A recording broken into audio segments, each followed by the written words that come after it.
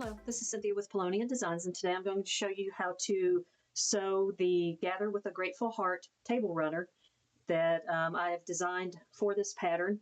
It's a 12-inch by 42-inch runner, and we sell the kits at poloniadesigns.com, and this will take you through the process of creating this runner. Everything that you need to know is in the instruction booklet as far as, if you wanted to make another one in different fabric, the measurements and everything, and step-by-step is in the instruction booklet, but I will just quickly go through and show you how to do this and give you some extra tips. So the first thing that we want to do is go by the template that's listed in the book, and we want to put our strips in the correct order. This makes it a lot easier whenever you are sewing to go ahead and have those strips in order, and you don't run the risk of sewing the wrong strip at the wrong time. So the first one is strip fabric A. And we will take this and flip that over and start on this pile. The next strip is B. So we will just go down the line and we will go to the right side first.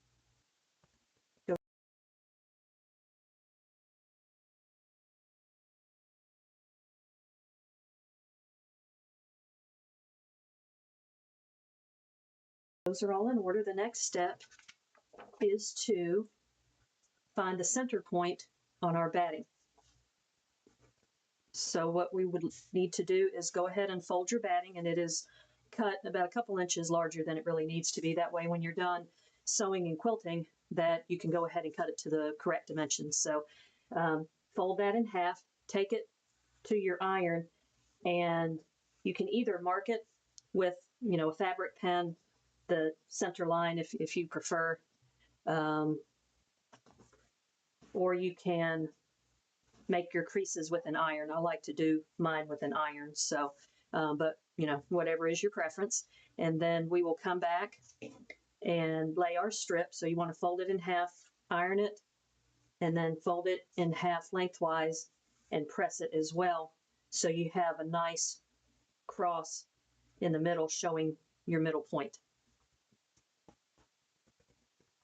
Okay, so now you can see the center point on our batting, and we want to go ahead and lay out the backing, and I'm going to go ahead and iron this out real quick. Okay, the backing has been ironed.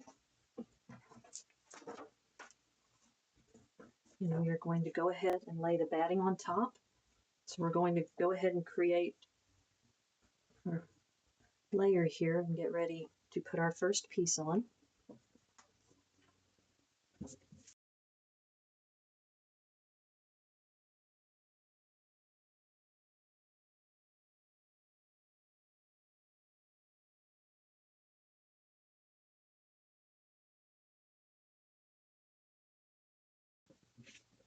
And the technique we're using today is quilt as you go. So we'll be putting our strips on, and as we sew our strips, we'll sew through all 3 layers, and you'll see the quilting on the back of the batting, or back on the backing as we're adding strips. Okay, so that is done. And you want to take your first strip, and you can either iron the creases in, or you can just finger press them, but fold the first piece in half and give it a good finger press, or if you've got a little roller, you can use that as well. I like using this little roller from Clover. You just need to do those edges and then fold it just like we did the batting, except a smaller version. Fold that in half that way.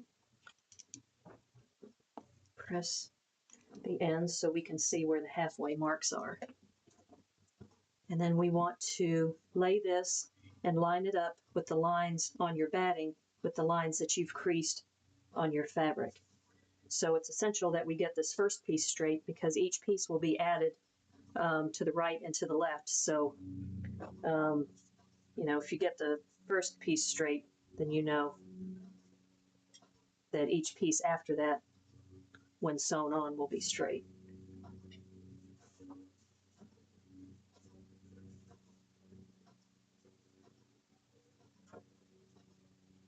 Okay.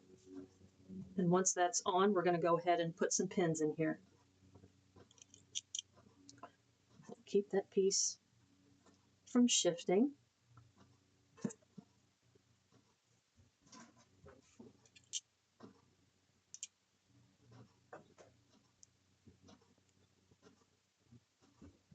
Okay.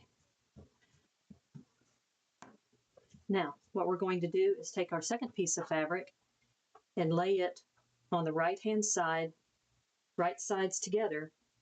We're going to sew a 1/4 inch seam right down here going through all, in this instance, all 4 layers. So you've got this layer, the first piece of fabric, batting, and backing. And I would like to add that I do like using a walking foot.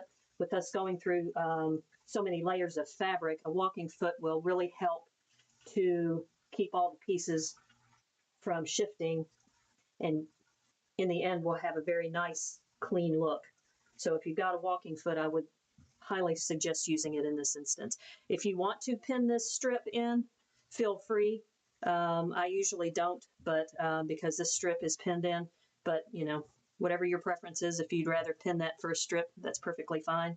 And another tip, if you want to fold this in half and give it a quick crease, you can see your crease, your center line down this batting. You can always make sure that whenever you lay that on there, that this piece is in line with your center line. So I'm going to go ahead and sew this 1/4 inch seam, and I'll be right back.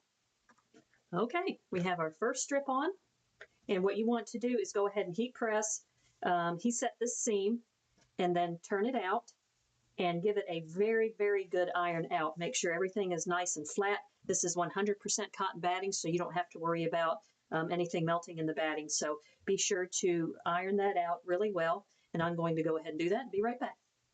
Okay, I have ironed this out, and then we're going to proceed with the rest of the strips just like we have with this. We're going to go ahead and lay this strip down right on the edge of that. Well, let me go ahead and fold this in half. Just crease that to make sure we stay on that line.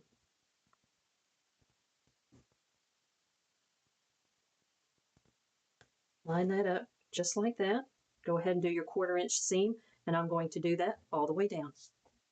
And I wanted to come back and say that I did trim those stray threads that were hanging out, just so, since this is a light covered fabric, I didn't want to see any of those stray threads sticking out, so I did trim up the edge of that.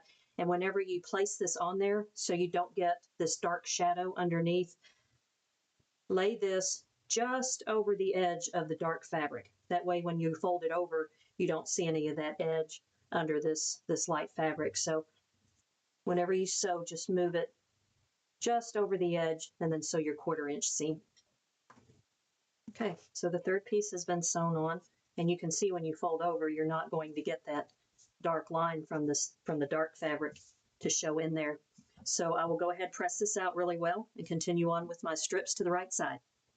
Okay, well, I am back to share with you that I have made a mistake on the runner, and as you can see, I did have to rip out this piece of fabric because, as you can see, some of the pieces of fabric that we are using is directional, and that means that the pattern is going one way. So that is the same for this strip of fabric. So the pattern on this fabric is going this way, and so the way that I designed this runner was for the directional fabric on the right side to face this way, and then on this side of the fabric for the directional fabric to face that way.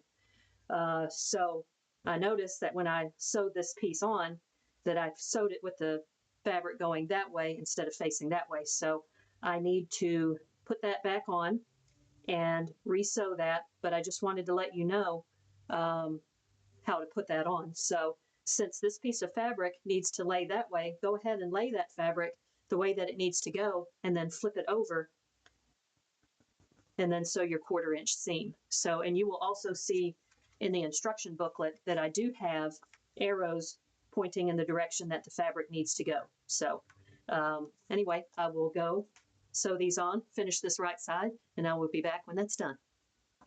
Okay, now that I have that piece on there correctly, the next piece is a directional piece.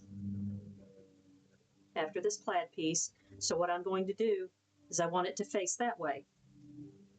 So I'm going to lay it on there, make sure that it is going in the correct direction, and then flip it over, put it on the edge, and do my 1/4 inch seam. And I wanted to come back now that I have put this bigger piece on. Please make sure that you are ironing this very, very well and that everything is straight whenever you iron it out. The flatter and more smooth you can get your ironing, the better off you will be to keep your strips straight.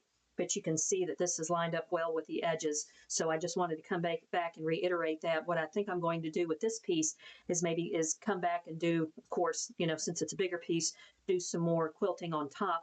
I don't know whether I'll go around the flowers or maybe just do some wavy lines in there, but I'll think about that while I'm putting on the other pieces. So just wanted to show you that, and just to make sure that this piece is staying nice and straight and it lines up well with the edges.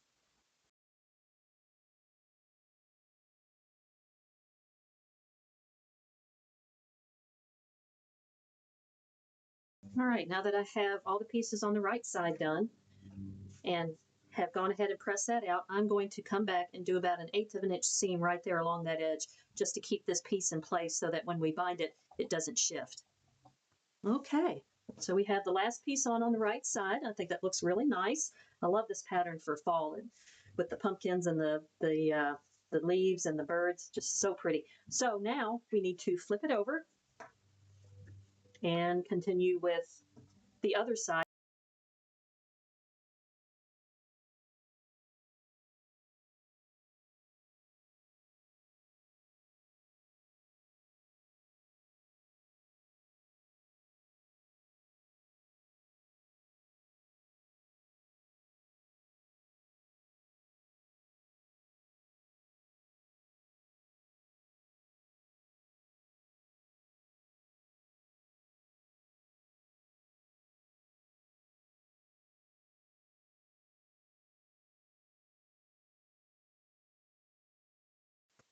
Okay, all our pieces are sewn on, and I have attached the end pieces by basting it about 1/8 of an inch seam to the inside, just to make sure that that piece lays down and stays flat. And I think what I'm going to do is just use a wavy stitch and just do about 3 lines down the center, and maybe 2 here and 2 here and 1 here, just since these pieces are bigger, just to make sure that they lay flat and don't move around. But I think it would be pretty to put some quilting in the top of this. So I'm going to do that, and I will be right back. Okay, so I have added some quilting on top, and I just opted for wavy stitches. This is probably my favorite stitch. It's a very forgiving stitch, and I just love it. If you get a little off and it's not perfectly straight, with a wavy stitch you can hide that, but you can see where I drew some lines in here just to show, where I needed to stitch. You can see it more on the green. But what I did on each of these is I just went right down the middle of this strip. On this strip, it's 8 inches. Once it's sewn on, it's 8 inches. So I just did a wavy stitch every 2 inches. And then on this one, I just came in 1.5 inches from the edge, and I allowed for a 1/4 inch right here. Since we will be doing the binding here, it will come in 1/4 of an inch. So I came in 1/4 of an inch from that binding edge. So in essence, 1.5 inches on this edge and 1.25 inches on this. And I, thought that turned out really nice. And on the back, I think it looks really neat, because you've got that contrast of straight stitching as well as wavy stitching. And I thought that turned out really pretty. So what I'm going to do now is give it a good press with my iron, with my steam iron, and then I'm going to go ahead and trim this down.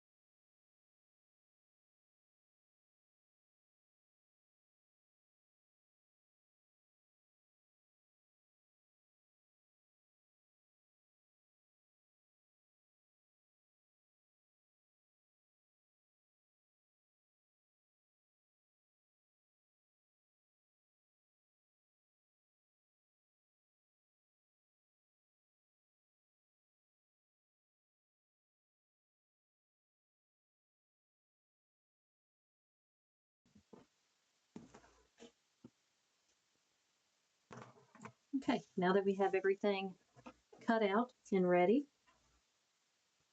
this is what the back looks like. Turned out very nice. We are going to go ahead and prepare our binding.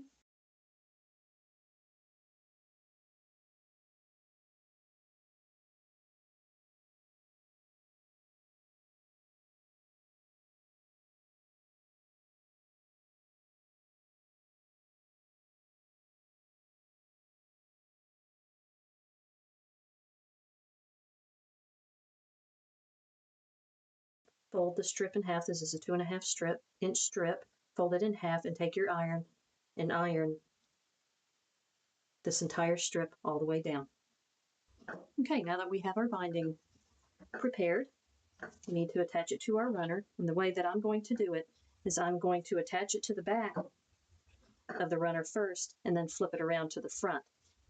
But what I like to do is, and I'm going to use a blue fabric pen so you can see it, is I'd like to start in the middle and go 4 inches either side and measure that. So I'm going to measure my middle mark right here. I'm going to actually 5 inches. So I'm going to do 5-inch mark here and a 5-inch mark here. That gives me 10 inches from mark to mark. And this is the opening that we're going to leave. So we're going to sew our binding all the way around and stop here. But we need to start our binding about 3 inches past this mark. So I'm going to mark that right here. So we are going to stop here and start there. And you want to take your binding, you want the raw edge against this raw edge, but we need to, like I said, have about, we're not going to count the selvage piece here. We need about 3 inches overhang from this point here. So that's why I made this mark 3 inches out. So we're going to lay our binding right there. And we know we have 3 inches to play with once we stitch together the ends, after we have added the binding all the way around. So I'm going to lay it like that. So what we're going to do is sew a 1/4 inch seam all the way around, starting here, come around, and then end stitching here and back stitch both spots. Okay, so we have our binding attached. We have our extra strips here. So what we want to do, this center mark, is come in, fold our strip in, take this half and bring it in. We need to leave about 1/8 of an inch gap right there in the middle.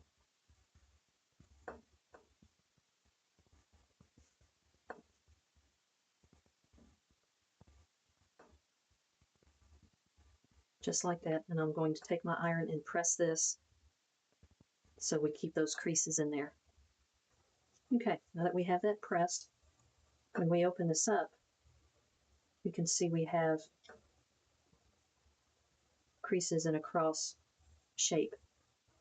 So you need to open this and then flip it one more time up where we have the right side up. And we're going to open this one. You can see that cross pattern.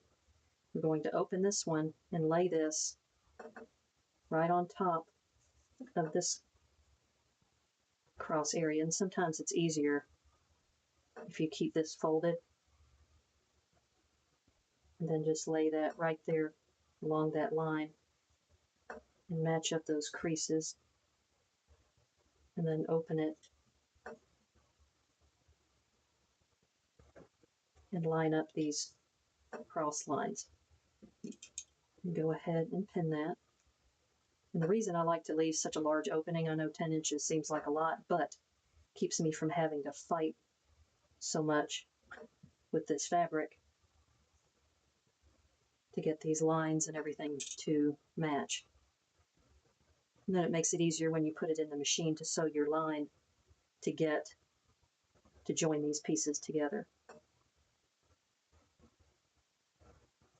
So I'm going to take this to the sewing machine and sew from here to there in a straight line. Okay, I have sewn that line. And I'm going to take out the pins and test this just to make sure that it works. You don't ever want to cut this until you figure out that it has been done correctly. And as you can see, all looks good.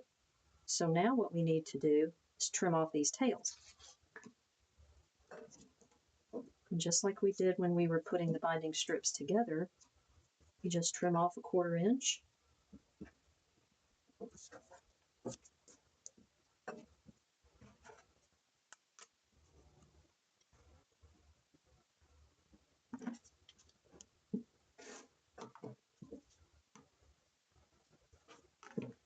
Trim off those tails.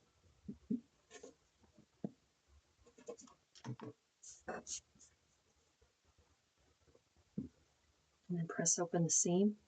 You can finger press this or take it to the sewing machine, either one.